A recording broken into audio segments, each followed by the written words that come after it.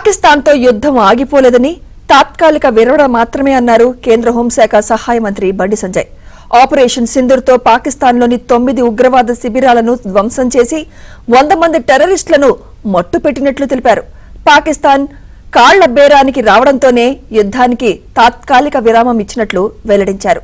కరీంనగర్లో బీజేపీ ఆధ్వర్యంలో నిర్వహించిన తిరంగా ర్యాలీలో ఆయన పాల్గొన్నారు.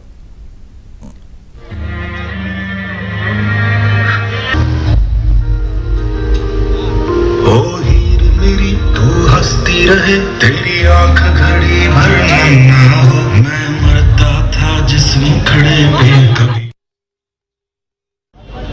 और అందరూ అనుకుంటున్నట్టుగా యుద్ధం ఆగిపోలేదు. కేవలం తాత్కాలిక విరామం మాత్రమైన విషయాన్ని ఈ దేశ ప్రజలు గుర్తుంచుకోవాలి. మన ప్రపంచమంతా కూడా ఆశ్చర్యపోయే విధంగా టెక్నాలజీని ఉపయోగించుకొని సామాన్య ప్రజలకు ఇబ్బంది కాకుండా నేరుగా ఉగ్రవాద శిబిరాలను ధ్వంసం చేసినటువంటి దేశం భారతదేశం. అటువంటి సైన్యం భారత సైన్యం. అటువంటి ఆదేశాలు ఇచ్చిన నాయకుడు నరేంద్ర మోడీ గారు.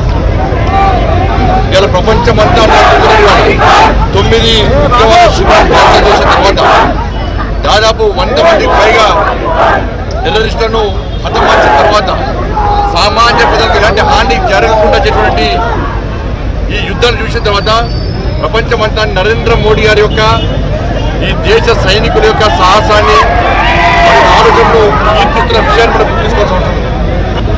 ఆ విధంగా గుణపాఠం చెప్పిన తర్వాతనే ఇలా పాకిస్తాన్ కాళ్ళ బేరానికి వచ్చి ఇలా కాల్పుల విరమణ పేరుతో ఇలా కాళ్ళ బేరకు వస్తే ఇలా ప్రపంచంలో అన్ని దేశాలు రిక్వెస్ట్ చేసిన తర్వాత మరి చూసే ప్రయత్నం చేస్తుంది భారతదేశ ప్రభుత్వం తప్ప యుద్ధాన్ని విరమించినట్టు కాదన్న విషయాన్ని భారతదేశ ప్రజలు